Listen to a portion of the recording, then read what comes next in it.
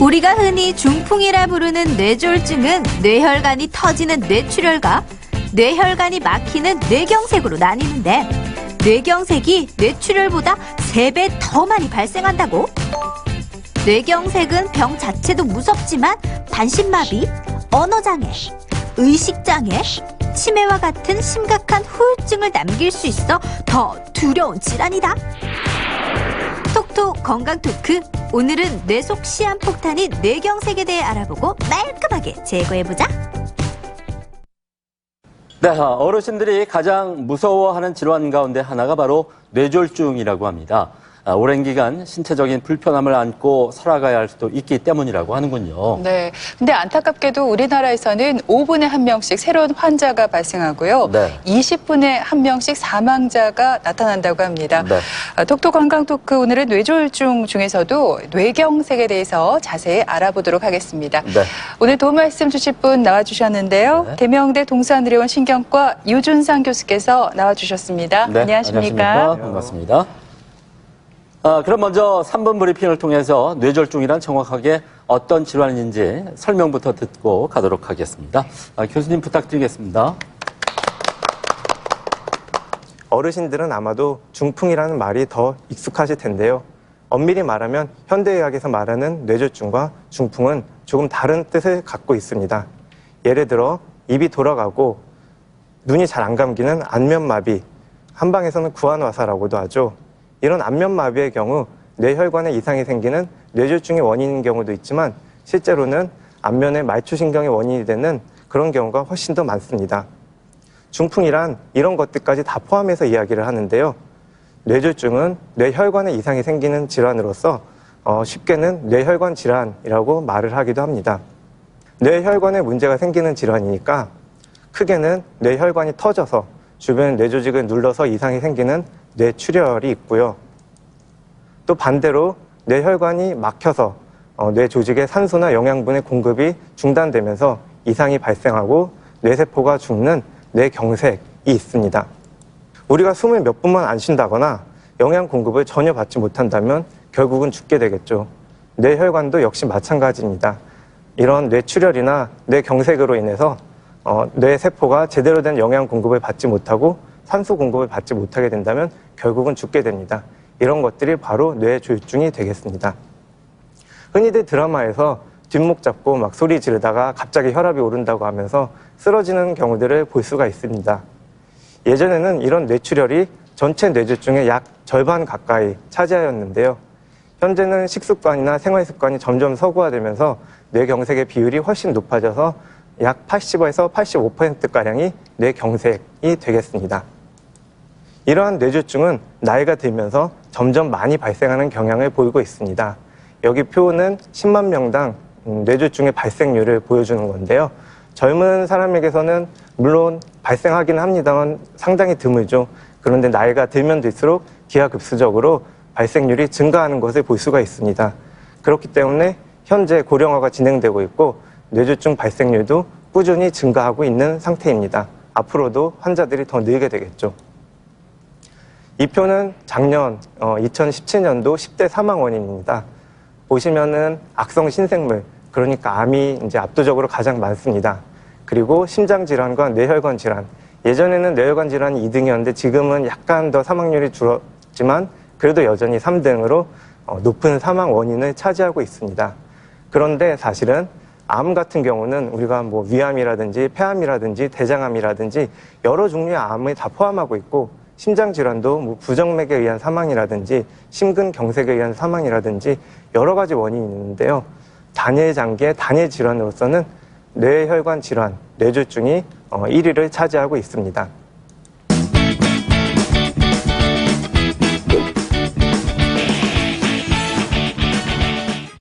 네, 앞에서 보신 것처럼 뇌졸중은 단일 질환 사망률 가운데 가장 높은 질병인데요. 네. 이렇게 높은 사망률도 문제지만 사실 목숨을 잃는 것 외에도 아주 심한 후유증을 남겨서 많은 분들이 두려워하는 질환이 아닐까 싶습니다. 사망률은 줄어드는데 생존하시는 분들이 늘어난다는 것, 발생률이 늘어난다는 것은 뇌졸중 이후에 장애를 갖고 후유증을 갖고 살아가시는 분들이 늘어난다는 뜻입니다. 지금은 다들 오래 사는 장수 시대가 되었는데 단순히 오래 사는 것만으로는 중요하지 않고 우리가 건강하게 오래 사는 것이 중요하겠죠. 그런 의미에서 뇌졸중에 걸리지 않도록 예방하는 것은 굉장히 중요한 것이 되겠습니다. 뇌졸중에 걸리면은 건강 수명이 단축되기 때문이죠. 뇌졸중은 후천적인 원인으로서 첫 번째 장애 원인이 됩니다. 약 15%의 뇌졸중 환자는 장애인이 됩니다. 그리고 55세에서 64세 환자라고 하면은 약 4년에서 4.5년 정도의 건강 수명, 즉 건강하게 살 수 있는 기간이 그만큼 단축되는 것이고요. 좀 더 나이가 드신 65세 이상 74세 환자분들도 약 3.9년 정도의 건강 수명이 단축되는 겁니다. 즉 건강하게 살아갈 수 있는 시기가 그만큼 줄어드는 것이지요. 뇌경색 이후에 또 중요한 것들이 있습니다.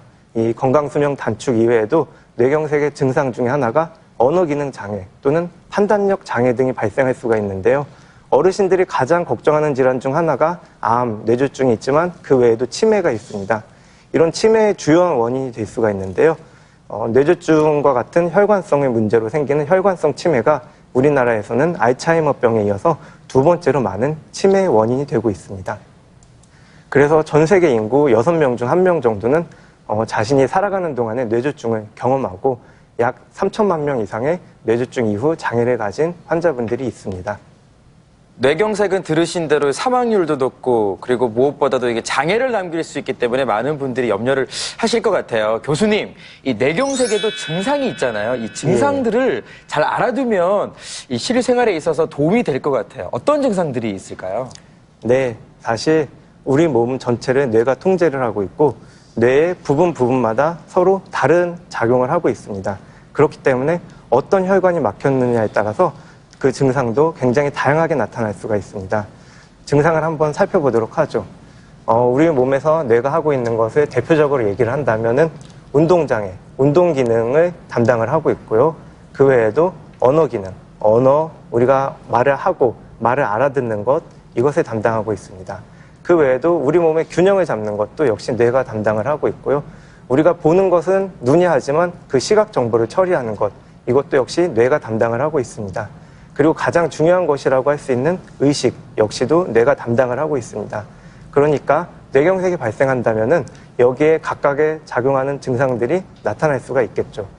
예를 들어 운동 기능에 문제가 생긴다면 우리가 가장 잘 알고 있는 뇌경색의 증상인 반신마비가 생길 수가 있겠습니다.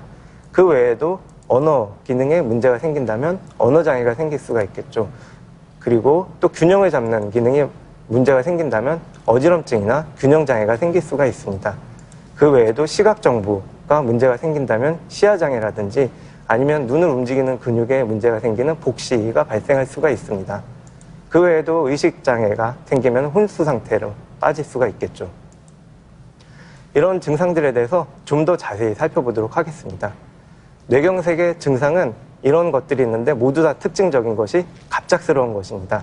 갑작스러운 한쪽 마비라든지 갑작스러운 이상 행동, 언어 장애, 갑작스러운 시야 장애, 갑작스러운 원인 모를 두통, 갑작스러운 보행 장애, 어지럼증, 운동 실조 모두 갑자기 나타나는 증상을 특징으로 하고 있습니다.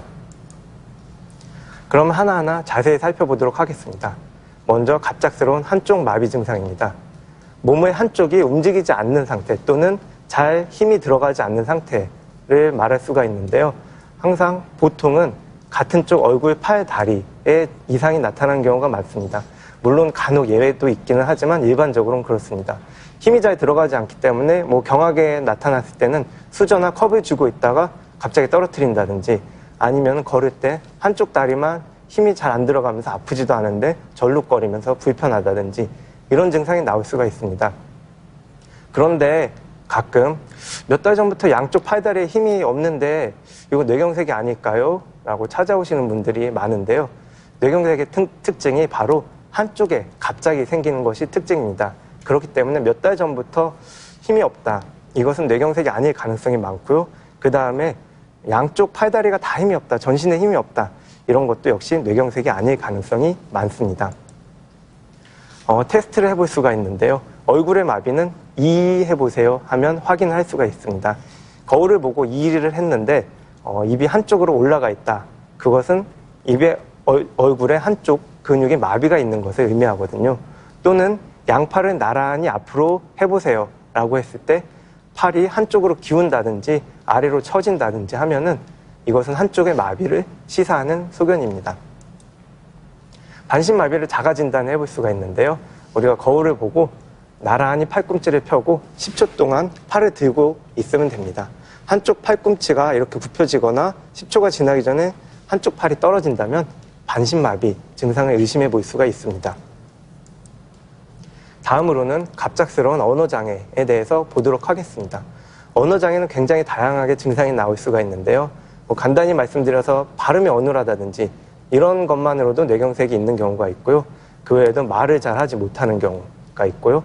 말은 잘하는데 청산유수로 말은 잘하는데 내가 하는 말을 전혀 이해하지 못하고 또 상황에 맞지 않는 엉뚱한 말을 하는 경우도 있습니다. 예전에는 이런 환자분들이 정신병원에 가서 발견이 되는 경우도 있었는데 요즘에는 이제 병원에 많이 오셔서 잘 찾아내는 경우가 많습니다. 여기에서도 또 치매 아닌가 걱정을 하시는 분들이 있는데요. 치매랑 좀 다르게 뇌경색은 갑자기 생기는 증상이 특징이 되겠습니다. 물론 이제 뇌경색 이후에 생기는 혈관성 치매도 있기는 하지만 그것과는 일반적으로 말하는 알츠하이머 치매와는 조금 다르게 됩니다.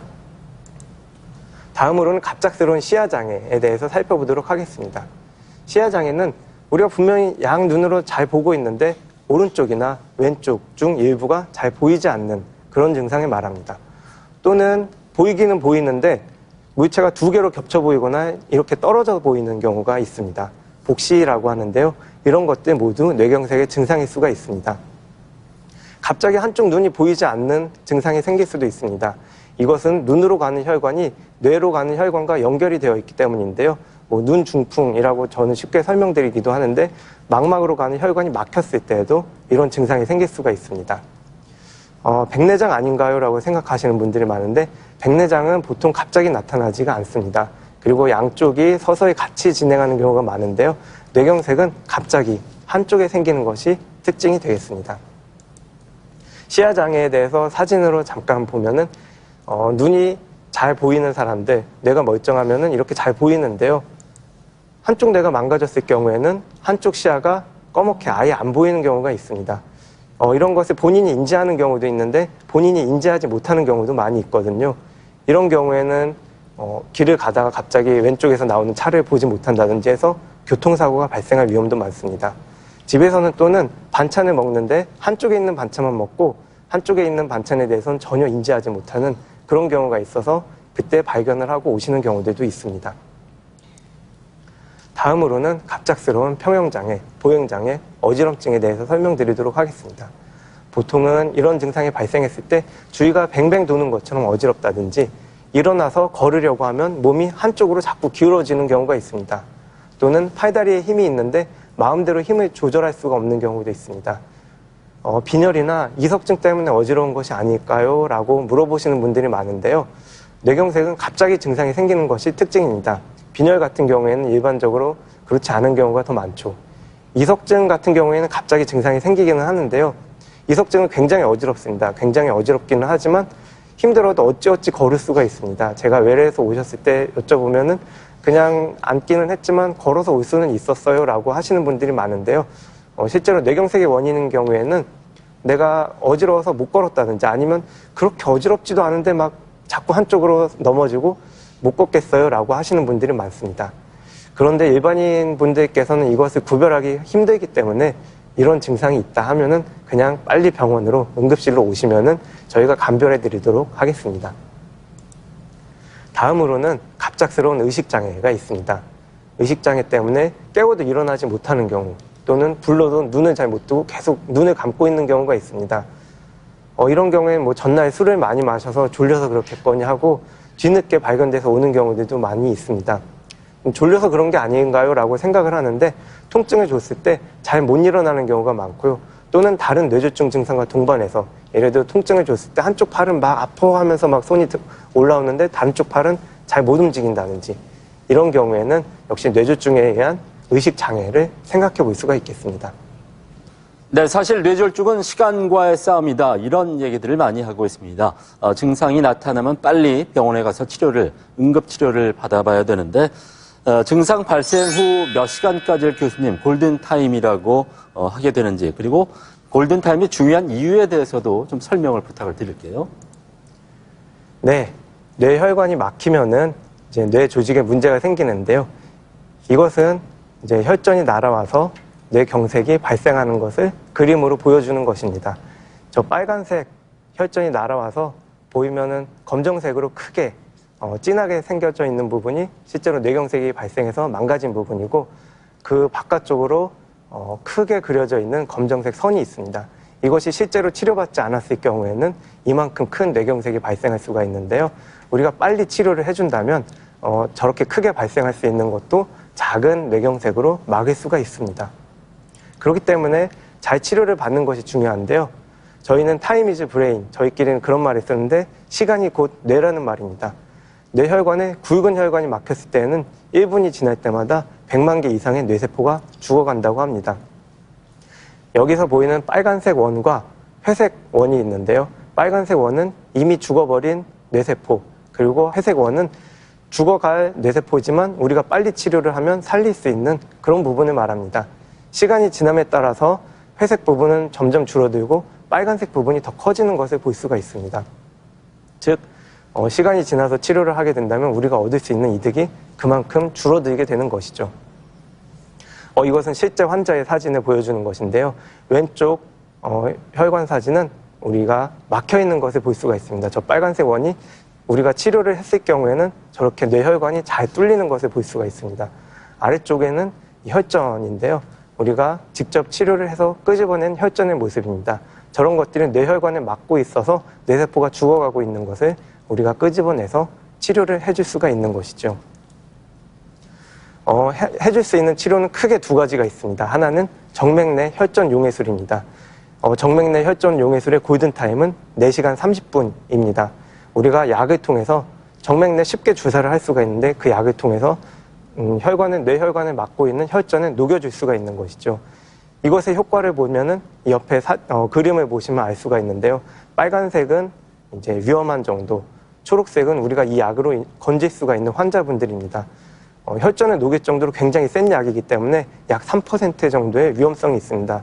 실제로 이 약을 쓰고 한 100명 중 1명 정도는 사망하실 수도 있는 그런 위험한 약이기도 하지만, 그렇지만 전체의 30%가 넘는 환자분들을 더 구할 수가 있습니다. 그렇기 때문에 위험과 이득을 따져본다면 우리가 적극적으로 치료를 하고 있습니다. 즉 4시간 30분 정도가 정맥내 혈전 용해술의 골든타임이라고 할 수가 있겠습니다. 네, 그렇군요. 골든타임이 4시간 30분이다 이렇게 말씀해 주셨는데 이 골든타임 안에 치료를 받지 못했거나 아니면 이 골든타임 안에 혈전 용해술을 했는데도 증상이 나아지지 않는 경우가 있을 것 같아요, 교수님. 이럴 때는 이미 병원에 너무 늦게 온 건가요? 그렇지는 않습니다. 우리가 골든타임이 지났어도 또 다른 치료 방법이 있습니다. 사실 몇 년 전까지만 해도 이런 치료를 할 수가 없었는데 최근에 와서 새로 개발된 기술입니다. 동맥내 혈전 제거술이라고 해서 그림을 보시면 저렇게 막고 있는 혈관을 그런 특수 합금으로 된 스텐트 또는 흡입술을 통해서 혈전을 직접 끄집어내는 시술을 할 수가 있습니다. 이것의 골든타임은 조금 더 길어서 아까 4시간 30분보다는 좀 더 긴 6시간에서 8시간 정도로 알려져 있습니다. 최근 작년부터는 경우에 따라서는 특수한 환자분들에게는 24시간까지도 우리가 이런 치료를 시도해 볼 수가 있습니다. 즉 기술이 점점 발전되면서 더 많은 환자분들을 구해드릴 수가 있는 것이죠. 또는 근데 아예 24시간보다 많이 지나서 한 이틀이나 3일 지나서 오시는 환자분들이 있습니다. 그럴 때 뇌경색이 왜 생겼는지 말씀을 드리면은 제가 좀 골든타임보다 늦게 오긴 했지만 지금이라도 막혀있는 혈관을 열어주면 안 될까요? 라고 말씀을 하시는 분들이 많습니다. 사실은 좀 안타깝죠. 그런데 이 경우에는 저희가 혈관을 열어드리지를 못합니다. 이유가 두 가지가 있는데요. 하나는 이미 뇌세포가 많이 상해 있습니다. 그렇기 때문에 혈관을 열어줘도 저희가 구할 수 있는 뇌세포가 거의 없습니다. 다른 하나는 이 약해진 뇌조직으로 피가 배어나와서 증상이 더 악화되는 경우가 있습니다. 여기 CT 사진을 보시면은 왼쪽과 오른쪽에 하얀 부분이 조금 다른데요. 여기는 검은 것과 하얀 것이 서로 섞여 있는 모습이 있습니다. CT에서 하얗게 보이는 부분이 출혈이 발생된 부분인데요. 즉 죽어있는 뇌경색 조직으로 피가 배어나온 모습입니다. 우리가 어디 상처가 크게 나면은 그 자리로 뭐 멍이 들면서 붓고 그런 증상이 생길 수가 있는데 그 멍든 것이 바로 피가 배어나온 것이거든요. 뇌세포도 똑같이 이렇게 피가 배어나올 수가 있습니다. 그런데 여기다가 혈관까지 열어주면은 더 많이 피가 배어나오고 경우에 따라서 심각한 뇌출혈이 발생할 수도 있습니다.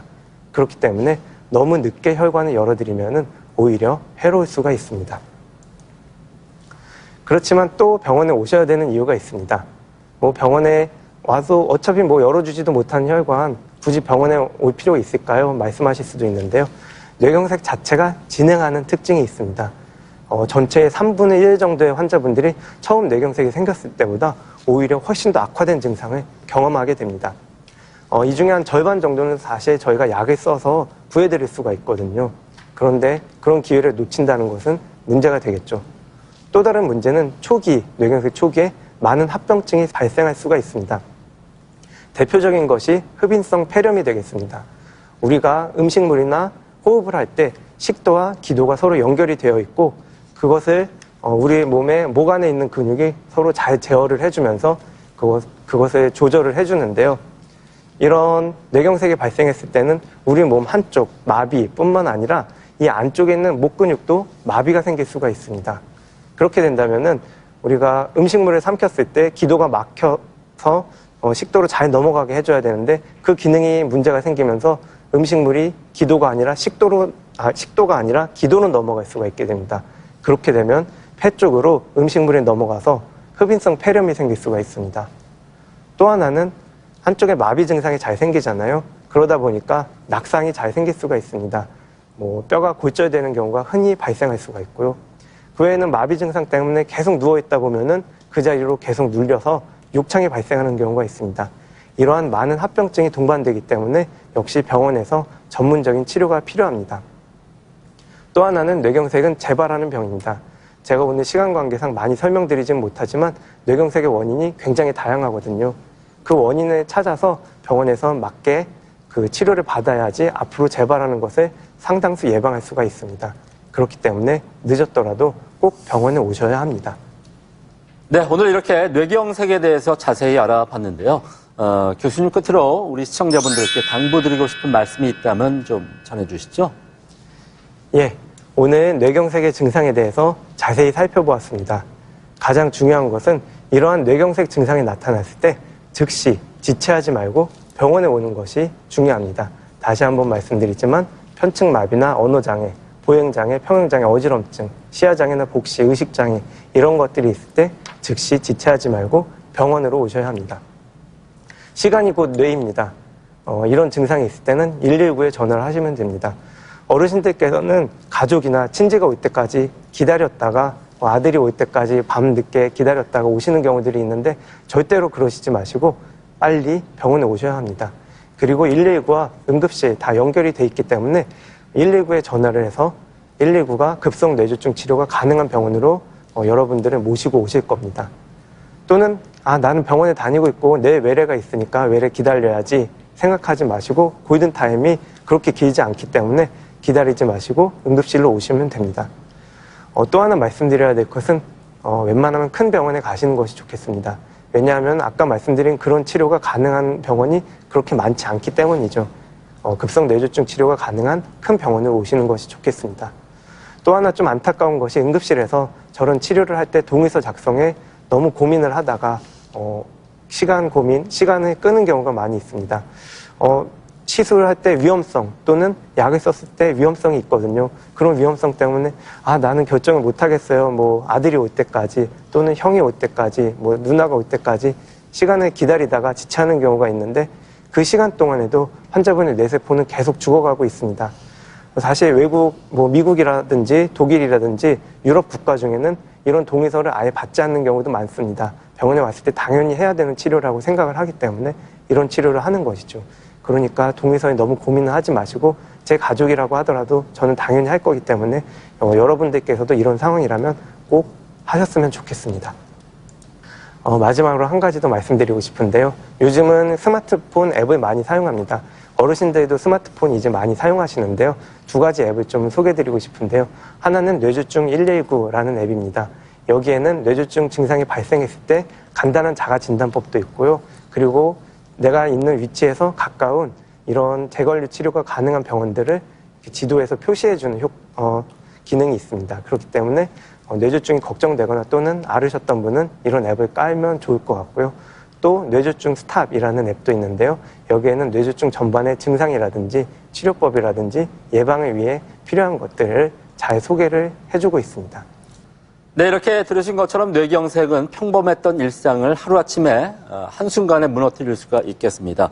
증상이 나타나거나 쓰러진다면 그 즉시 병원을 빨리 찾아야 된다는 점 꼭 기억을 하시길 바라겠습니다. 네, 뇌경색은 시간이고 생명이라는 점 꼭 기억해 두시기 바랍니다. 네. 지금까지 시간 도움 말씀에 계명대 동산의료원 신경과 유준상 교수께서 수고해 주셨습니다. 오늘 네, 고맙습니다. 김철원 씨, 장혜은 씨 두 분도 수고했습니다. 네. TBC 클리닉 건강 365 오늘 준비한 내용은 여기까지입니다. 한 주간 건강하게 보내시고요. 저희는 다음 시간에 다시 오겠습니다. 고맙습니다. 되고 여기는 아무리 있어도 전염이 안 돼요. 내 말 거꾸로 했다. 다시 가자. 야, 정인이는 그 전염되면 안 되고 우린 전염돼도 되나? 너만 말가 진짜. 우리 의회 됐나? 왜 거꾸로 그거를 말아갔잖아. 그러니까 진짜 뭐 안 온다 봐라. 머리가 이러니까는 옮지도 않아요.